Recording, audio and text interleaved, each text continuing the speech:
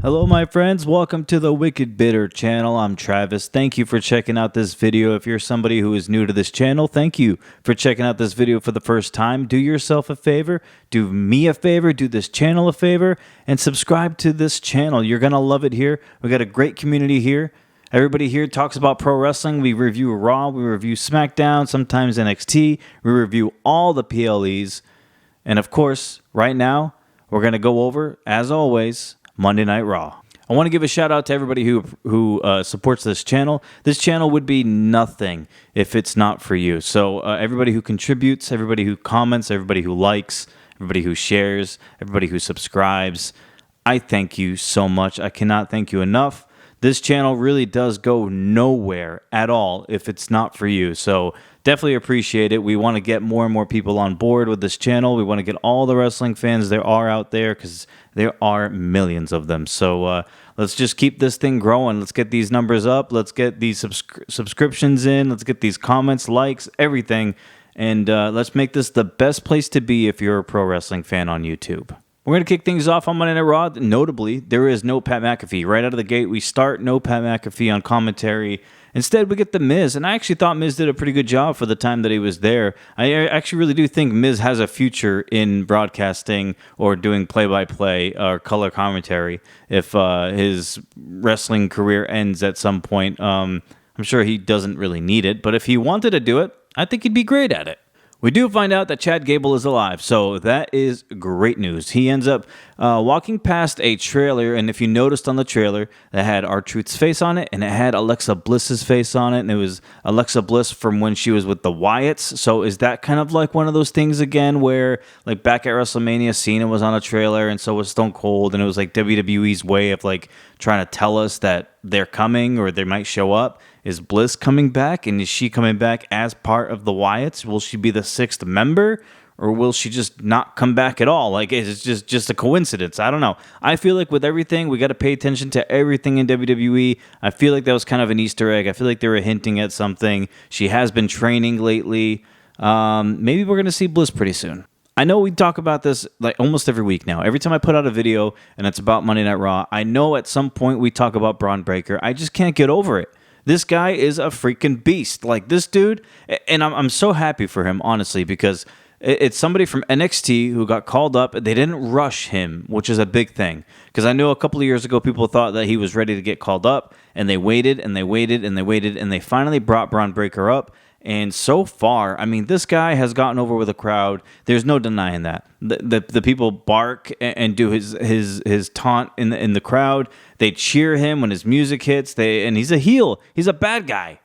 He's out here killing people, crushing people, hurting their ribs, like Kaiser today. Kaiser looked like he was legitimately hurt. When Braun Breaker jumped off the apron and delivered that elbow drop onto the table that Kaiser was on, Kaiser immediately went for his ribs, and then for the whole rest of the match, he was grabbing at his ribs. I would not be surprised if Kaiser is actually legitimately hurt with the ribs, but he powered through. Kaiser's another one I love, man. I'm really happy for him.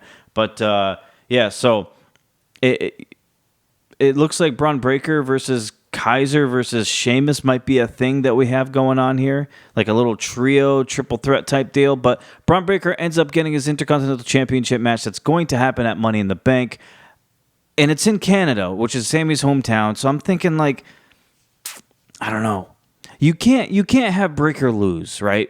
But are you really going to have Sami Zayn lose in his hometown? I'm thinking we get Breaker versus Sammy for the title, and either Breaker shocks a lot of people and he angers the Canadian crowd by beating Sami Zayn, or I think maybe Breaker loses by like interference from like maybe Kaiser or Sheamus or both or one or the other. Something's going to happen in that match. I don't think it's going to be a clean finish, but it's either the Canadian crowd's going to be really mad that Sammy lost, or we're going to get Breaker experience his first loss, or it might be a DQ or something. But I think something's going to happen in that match.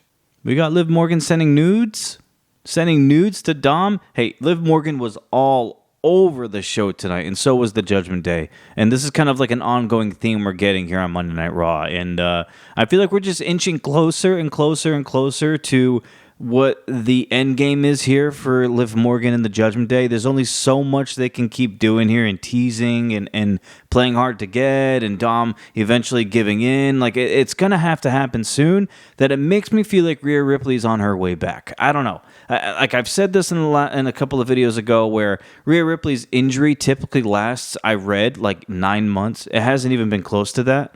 So is Rhea Ripley still going to be gone for a long time? Because it kind of feels like she's about to come back. And it makes me feel like she's going to come back Money in the Bank or soon right after, and then she's going to have a match with Liv at SummerSlam. I could be wrong, but I don't know. How much longer and how much further are we going to stretch the Liv Morgan and Judgment Day and Dominik story? I don't know. They keep coming up with stuff, so maybe they're going to keep coming up with things, but you got to think that's coming to an end pretty soon. At least I do. I feel like Rhea Ripley's on her way back, but that would be a very short time frame for her to heal up and rehab and be ready to go. So I don't know. I could be wrong, but I guess I still just need to keep seeing how it plays out. I know that's a crappy answer, but I don't know. That's all I got. We got a couple of qualifying matches tonight. Lyra Valkyria qualified for Money in the Bank. I really like the way these Money in the Banks are shaping up, both the men's and the women's. It's a lot of people in these matches who deserve a chance, and it's kind of brings me back to like what Money in the Bank used to be, where it's like it's somebody who's ready to take the next step but isn't quite there yet, or somebody who is in the hunt for a championship, a world title, but we just don't know how to book them to get there. So it's almost like a shortcut in a way, and I like it because it can really catapult whoever wins it into the stratosphere of being a top champion. So I love this. I love the opportunity it brings for everybody in here. We got some fresh faces, new faces in these Money in the Bank ladder matches, and it's kind of like it's almost like hands up, toss up to who will win it. You know, I know Jay is probably still the favorite in the men's side. It's not completely filled out yet, but Jay still right now looks like the favorite. And for the women, I know Tiffany Stratton hasn't qualified yet. I think she will, but I have this feeling that Chelsea Green is going to win the women's Money in the Bank. I got a feeling. How about that little segment with Zelina Vega and Liv Morgan in the ring? Like I said, Liv has been all over the show, and then eventually you got Ray coming out to split up the two girls fighting, and then Dominik, who's out there, also shoves his dad down to the ground. Are we going to get a mixed tag team match? Because I'm here for that. I would love to see Liv and Dom versus Ray and Zelina Vega. I think that would be a really fun intergender mixed tag team match. I want it. I know it's probably not going to happen at Money in the Bank because we have Zelina Vega versus Liv, but I want to see this match. It'd be kind of cool if it happens at SummerSlam if Rhea isn't back, or maybe on an episode of Raw or something. But you know what though? Isn't Liv facing Zelina Vega on Raw for the title? So maybe Liv is free on Money in the Bank. Maybe we do get that match at Money in the Bank. Maybe we get a mixed tag team match at Money in the Bank. And then, next week on Raw, it's supposed to be Liv versus Vega for the title. I don't know. Maybe we get this. I'm gonna call it right now. I'm gonna say Liv and Dom versus Ray and Vega at Money in the Bank. And if Rhea Ripley comes back, that's the night to do it in that match. Chad Gable also qualifies for the Money in the Bank. Kind of felt like we saw that coming a little bit. I'm happy that he did. It was interesting to see whether Gable was going to either get attacked before the match and not be able to wrestle, or if something was going to happen after the match to kind of maybe they have to withdraw him from it later on. But nothing yet. So far, Gable won. Cut a cool promo, like a little, letting everybody know that he rose from the ashes, basically rose from the dead, and he's going to win, and he's going to be Master in the Bank. I love I love that moniker, but I don't think Gable's winning Money in the Bank, but that is cool to see. He qualifies, and then after the match, we get our first Wyatt interaction. It's, smoke all over the ring. Nikki Cross crawls in there and scares Chad Gable away. You got the strobe light going. The presentation's awesome.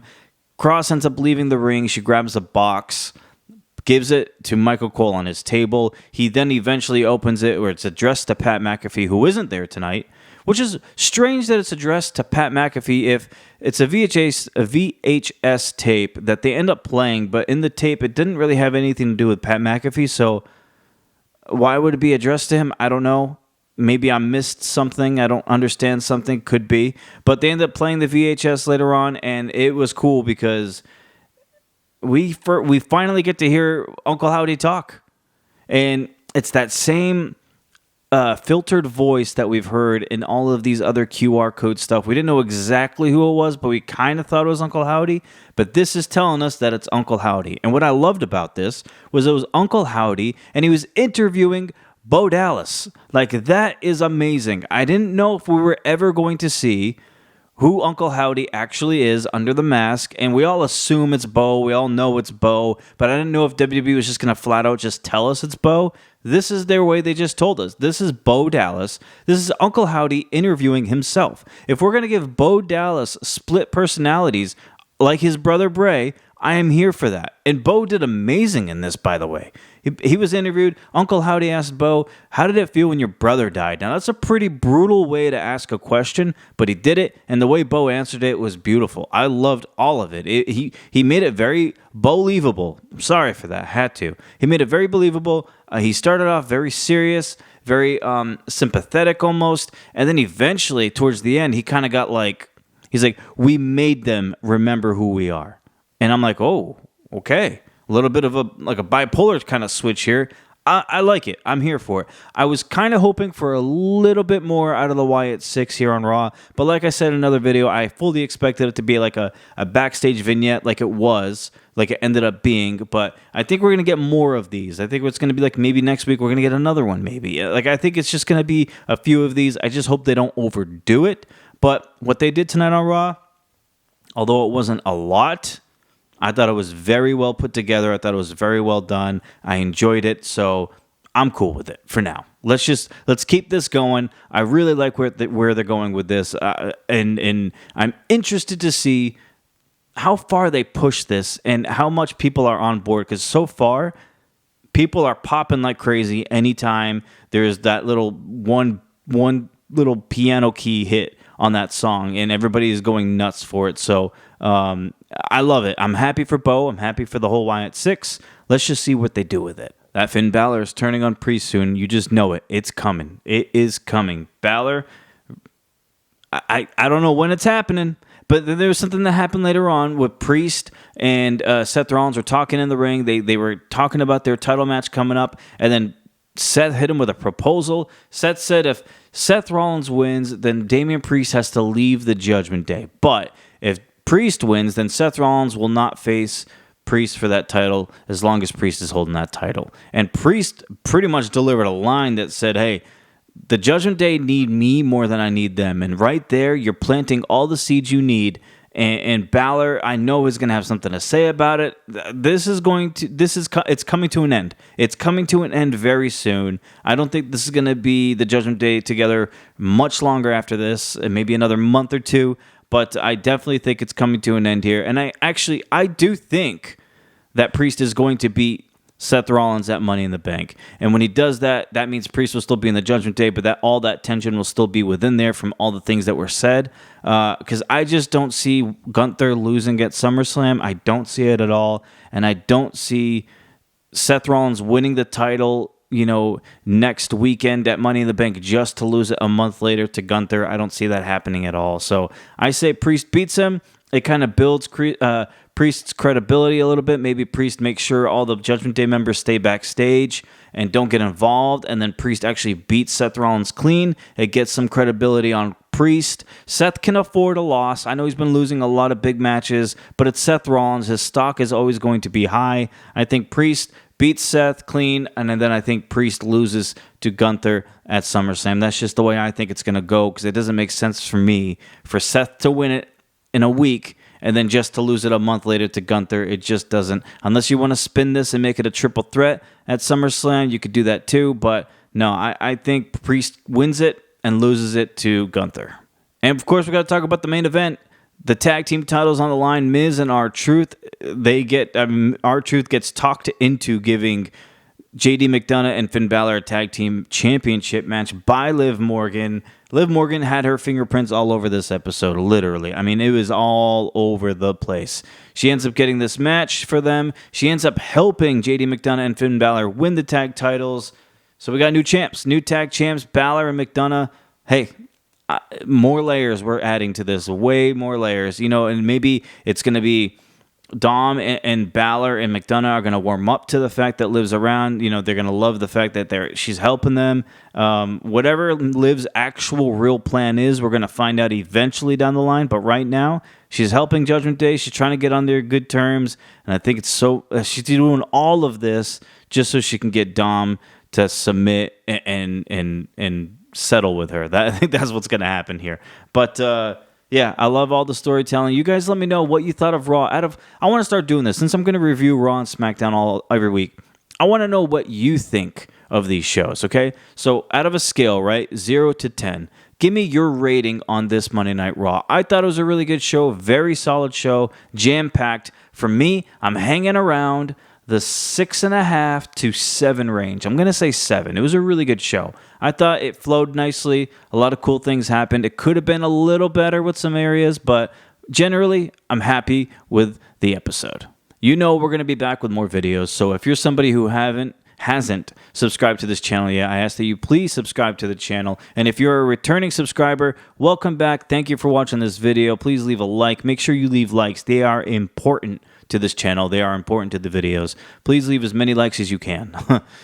So yes, we'll talk on the next video, guys, I'm sure. I want to make another video about the Wyatts, and I also want to make a video about the Bloodline maybe in the same video. So we got to talk about that too. Got a busy week, so I'm going to get these videos out there for you. But until we eat again, my friends, have a good week. I will talk to you soon on the next video. Make sure you look out for it. And always, don't forget that you always stay bitter.